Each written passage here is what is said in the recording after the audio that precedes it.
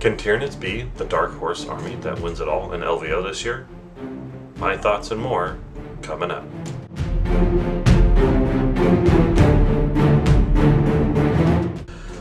Welcome everyone, and thank you for watching the video. It's been a long time since I uploaded. I've just been laying low, playing some 40k, just not much to report on in Tyranid until recently. First came, we had some new books that came out. Forgive me for my ill preparedness, but we got back, I want to say October, we got the Leviathan book, maybe November. It could have been November. And then what felt like a very short time, like less than a month later, we just got even more rules.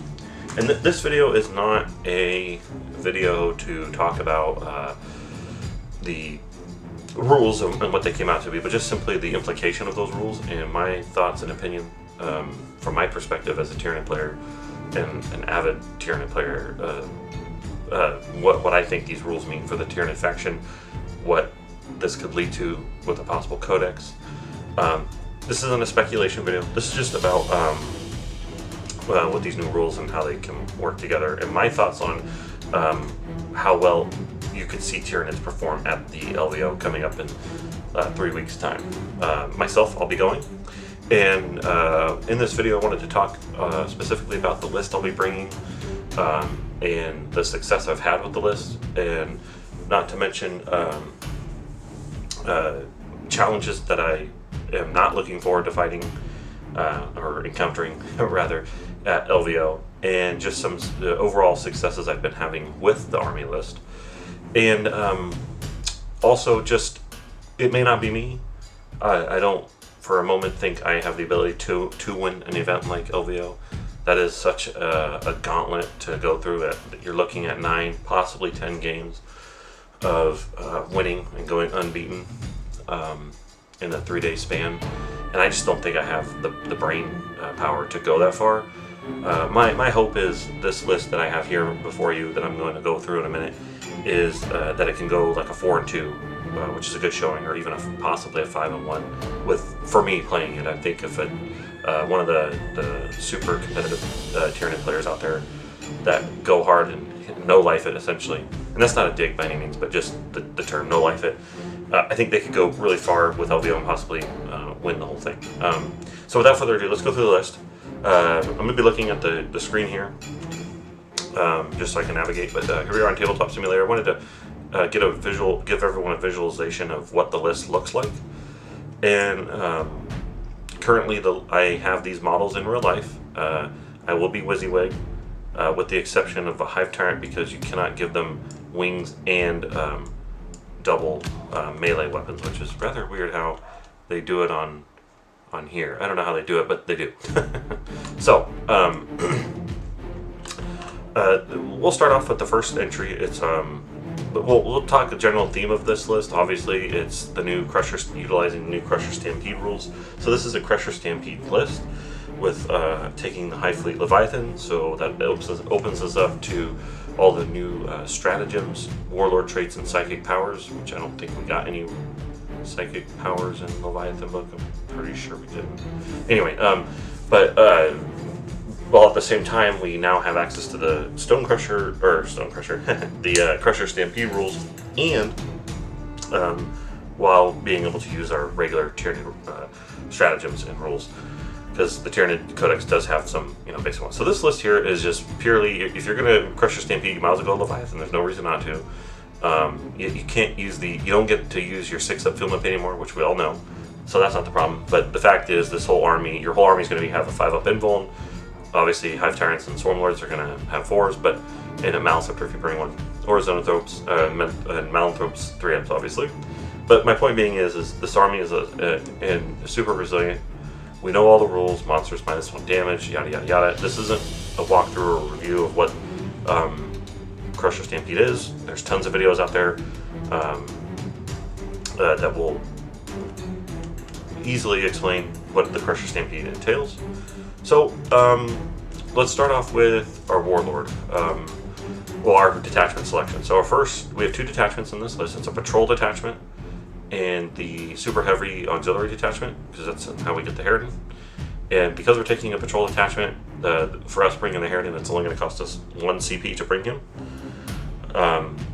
Our first character, or our first model in the patrol detachment is a flying Hive Tyrant, and as it stands, he's Rending Claws and Monstrous Scything Talons. For points, I could do. I just want Monstrous. I think Monstrous Scything Talons are the best melee weapon for Tyranids. For the simple fact that Tyranids, other than outside of Forge World, they don't really have high strength. As you can see, a Hive Tyrant is strength 6, which is just sad that it's that, but it is what it is. I also kit up this entire. I really just kit out this Hive Tyrant. So the theme of this list, rather, is we're taking advantage of the fact that all these monsters count for rules.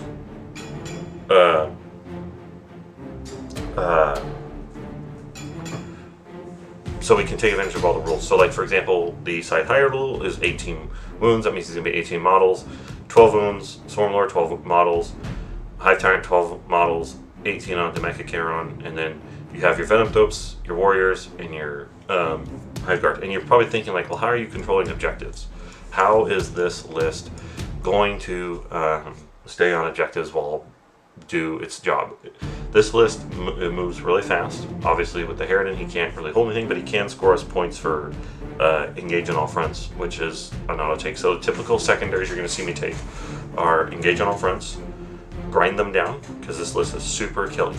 And in today's meta, what I've seen in the last, I've played 6 games with this list. This list is 6-0 currently. I have an RTT coming up this weekend. We're going to be taking this list there. And we'll see how that performs. But this list is, the 2 objectives I'm always going to take is grind them down and engage on all fronts. And the reason for that is this list is super killy and it moves. So we can easily get into 3 table quarters on turn 1, possibly 4, depending on where the Harridan moves to, and the Hive Tyrant in relation to where the army is.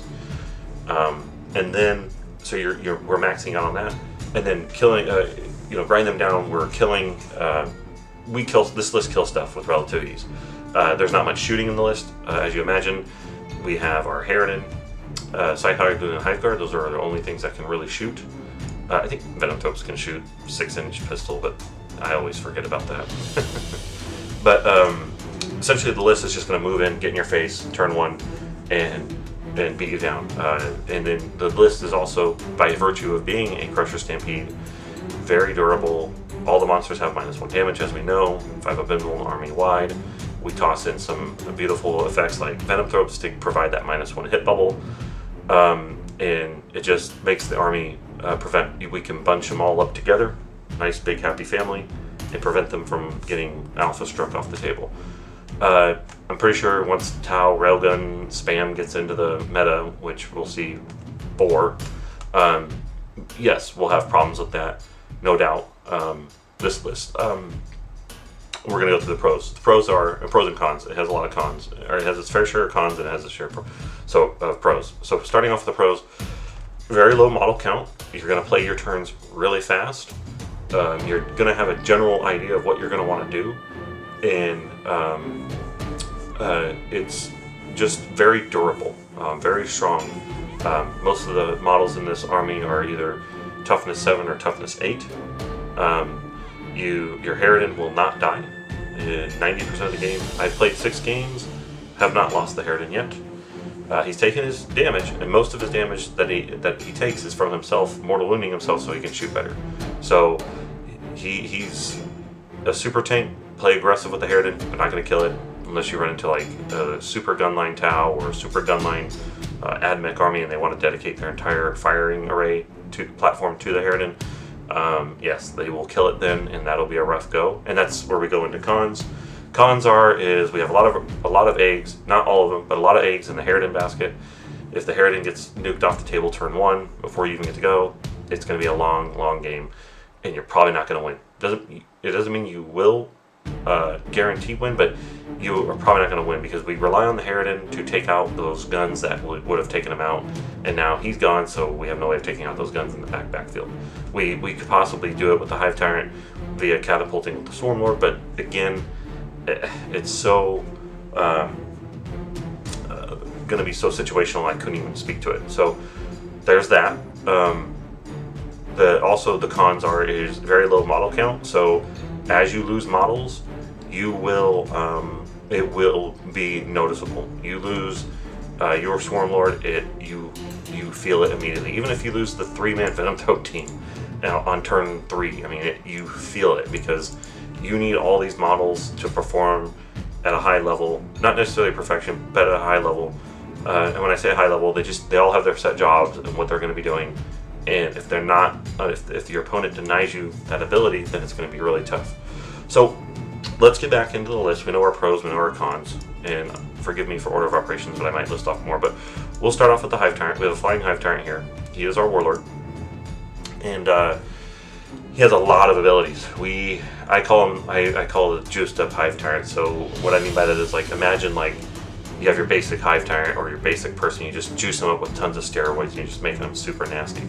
So when I love telling my opponent that this Hive Tyrant is going to be flat 7 damage in close combat, and the look on their faces is just like, and then, well, wait, how? Because they don't believe it.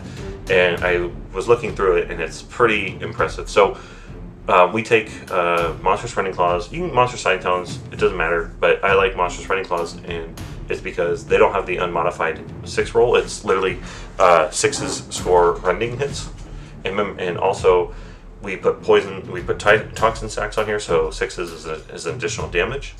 So we have a new stratagem, compliments of the Crusher Stampede, and I want to read this through real quick. So you're moving the Hive Tyrant and you're charging. So when you get this thing into close combat, I guess there's rules. Yeah, here we go. There's a thing called Thunderous Impact. So you can put it on your monster, and it has to fight a monster or vehicle, which the meta, there's no short supply of these.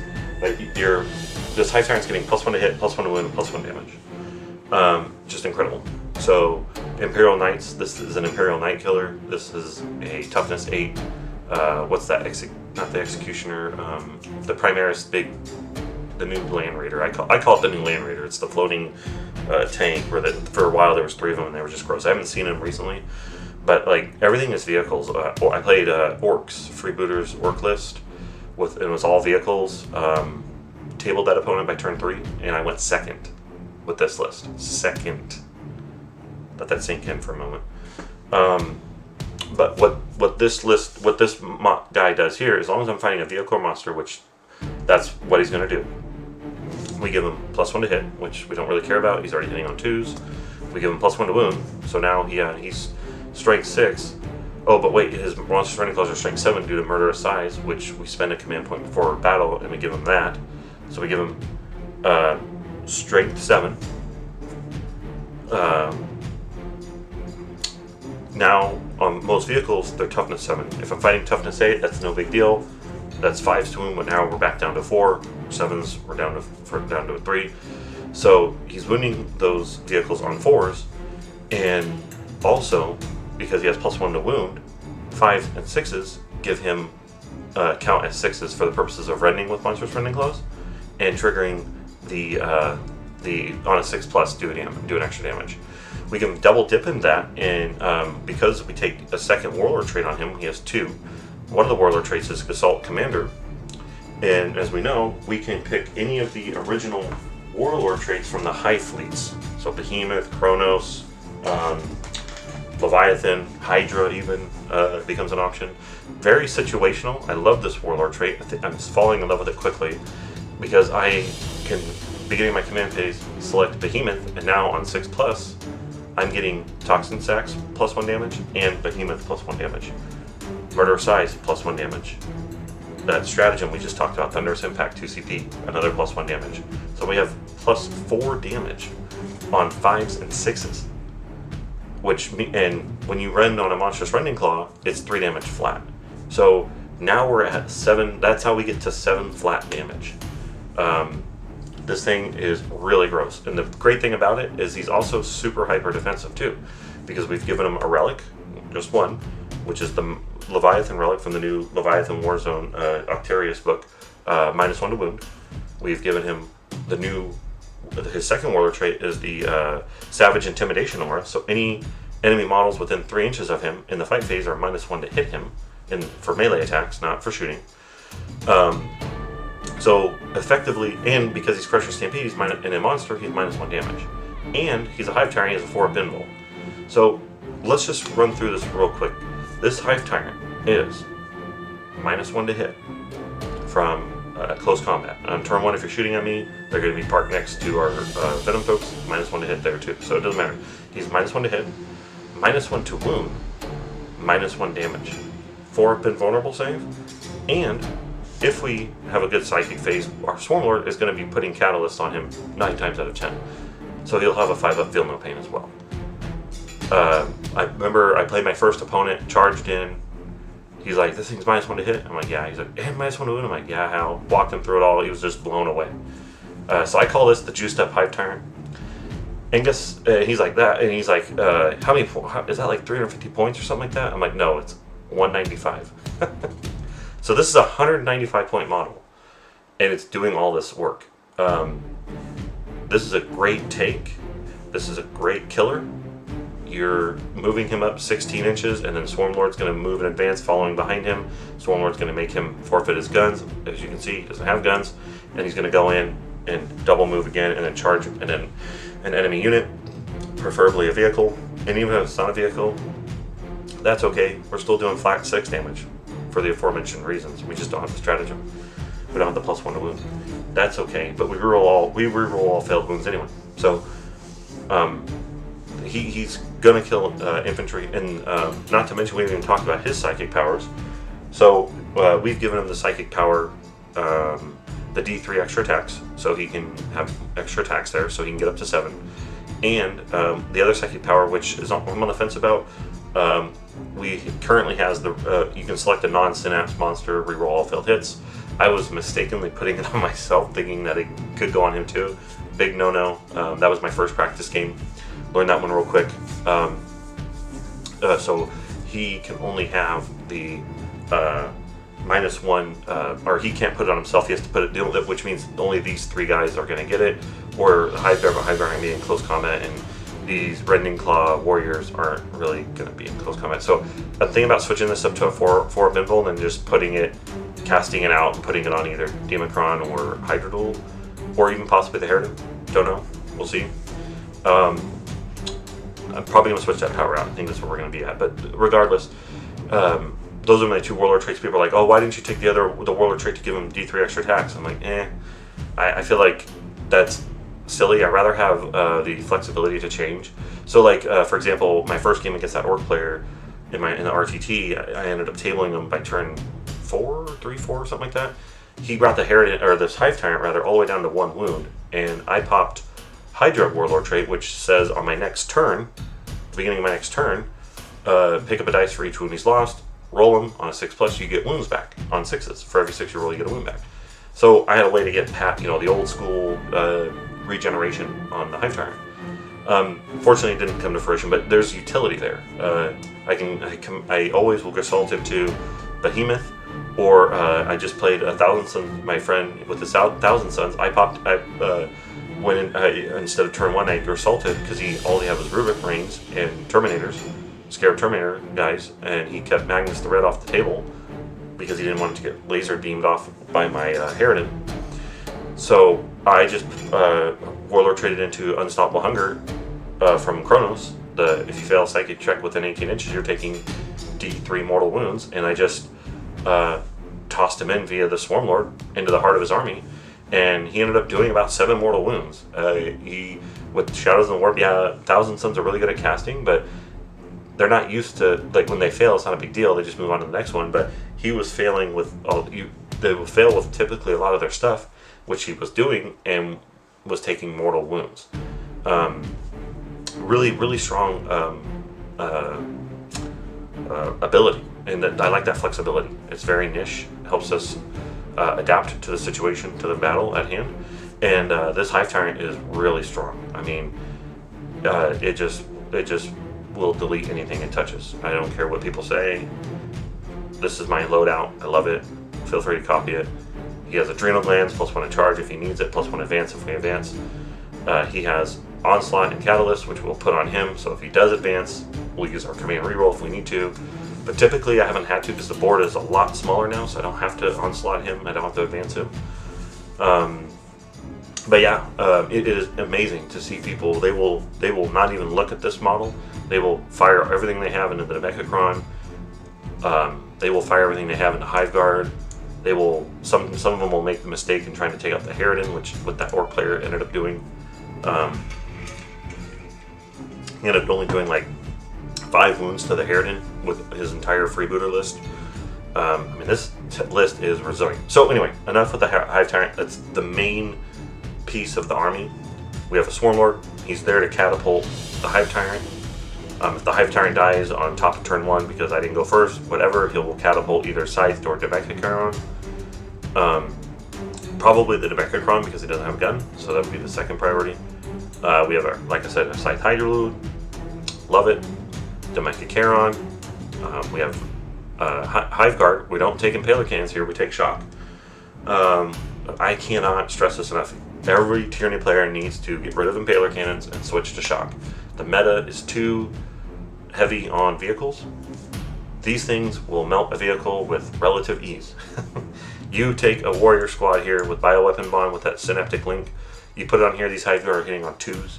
You pop 1 point CP to give them exploding 6s. And these things are just nasty. They shoot a vehicle. They're strength. So here's the reason why I say this. Both the with the Hive Guard for the shock cannons, you don't have to hide them. Just march them down the field. I'm telling you right now, your opponent is, if they want to shoot up your Hive Guard, let them. You know what they're not shooting up? They're not shooting up all this big nasty stuff that's in their face. So that's that's the mistake you'll see. I wish I had the points. I would take a second squad of them, but I don't. But shock cannon guard, Hive Guard, move them, and you can advance them, and they can still fire their guns.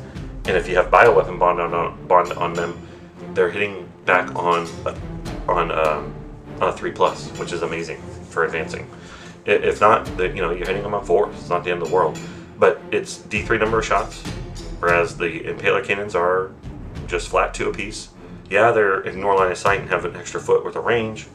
But the interesting thing here is they're strength 8, AP 2, D3 damage. These are strength 7, AP 1, D3 damage. So you get 1 less strength, 1 less AP. Against infantry horde, this is a great anti-horde weapon in a way, because you're just anything over, I think it's like 4 models or 5. No, I'm sorry. It's over. It's 6 or more models. You're getting full number of shots, and these will just delete blobs of mobs.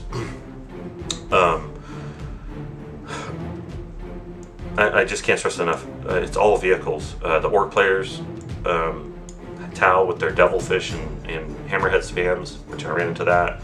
I ran into, what was the other thing that was just vehicles? Drukhari with their vehicles. Just can't stress this enough. And then we have one troop choice, which is Warriors, to give that bioweapon bond. Turn 1, they're usually giving it to Harridan. So the Harridan's hitting on 2s in both shooting and close combat, which is amazing. Rerolling 1s for melee. And then Venomthropes. And this is probably the least interesting choice. These Venomthropes, it's 100 points, and they provide a -1 to hit bubble to the entire army. And Venomthropes do affect the Harridan, which is kind of interesting, because they FAQ'd or changed or whatever the Malanthrope to where the Malanthrope bubble doesn't affect the Harridan, but they didn't do that with the Venomthropes. So Venomthropes are giving that Harridan -2, which obviously those don't stack, but a lot of armies out there with +1 to hit, they want to take on that Harridan. Now they got to do it twice. They got a +2 at twice, or they also need to get a +2 to do that, or they're still going to be at -1. So, and no one has shot at these. I've played 6 games. I lost them once on like turn 4. Someone charged them and killed them. Okay. Still won the game. It didn't matter. It was just, I guess, a moral victory for them. I don't know. But it is so funny. Like, they will shoot their entire army at -1, and then they're like just scratching their head like, man, I can't get to them. And most of the time they're just out in the open because there's not a lot of obscuring terrain in a deployment zone. Sometimes you want to be in the center of the deployment zone, you know, you don't want to castle to one side or the other because that would be a huge disadvantage. This list moves fast; it needs to get across in your face. So, in conclusion, this is my list I'm bringing. It has a lot of synergy. It just hits really hard, and it's just really tough to kill. I went 3-0 with it at an RTT. I beat the freebooter orc super shooting all vehicle list. It was a challenge. It was a lot of fun. I ended up going second. He made the fatal mistake of trying to shoot everything into the Harridan. Couldn't even scratch it really. Did 5 damage to it. That strength 7, that strength 6 just doesn't cut it against toughness 8. I don't care what anyone says. He did zap off on that turn 1. He killed all the warriors. That was to be expected. But my turn took it over and won. Player 2, I played I guess Richard Siegler's Drukhari. It's all Chronos and Incubi models. It's supposed to be like unkillable. Very strong list. It was a super high scoring game. I snuck out the victory 82 to 79. He had 79, I had 82. It was like a super high scoring game. Didn't really know where we all sat until the very end. He took a secondary objective called Till Last, which he was counting on his army not being unkillable basically, and it is because it has like resurrection, it has healing, it has 5-up army wide, 5-up feel no pain for the most part. I don't want to go into the particulars. It has -1 damage, and my list just walk right through it. Walk right through just that army, but it takes time. He couldn't punch back. He had no guns. It was a real slugfest. He was scoring objective points.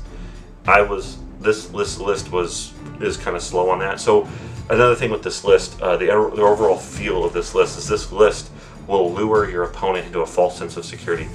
You will either dominate if you go first, and you can jump on them real quick and just neutralize a lot of their assets.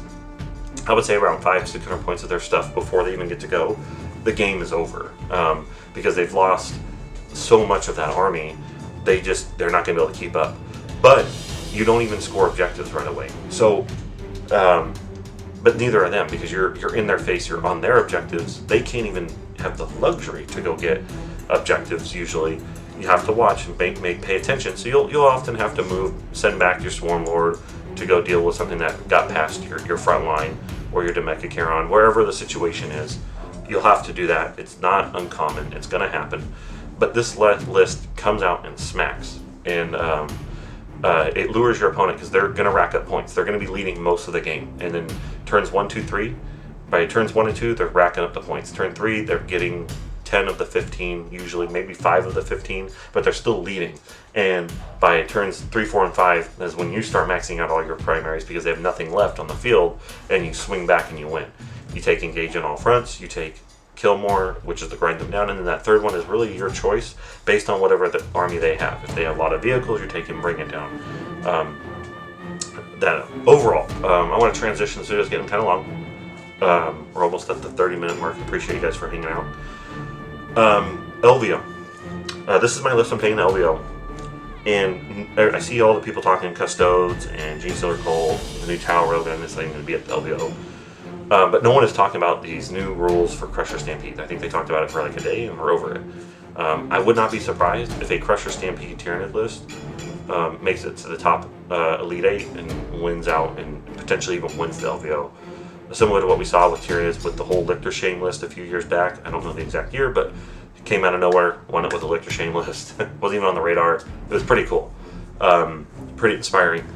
I'm telling you right now, this is probably not even the most optimized list, but this list is gross. It will kill, it will get you points, and it will make your opponent feel like they're going to beat you, but I don't know how to explain it. Just build this list, run it, play it, try it out, and I'll post the list in the description below so that way you guys can take a look at it in great detail. and I'd welcome any comments. I got an RTT coming up this coming weekend. I'm gonna try to get this video out tomorrow, which is by Friday. So yeah, thanks for watching, and I'll see you guys all on the other side. Thank you. Bye.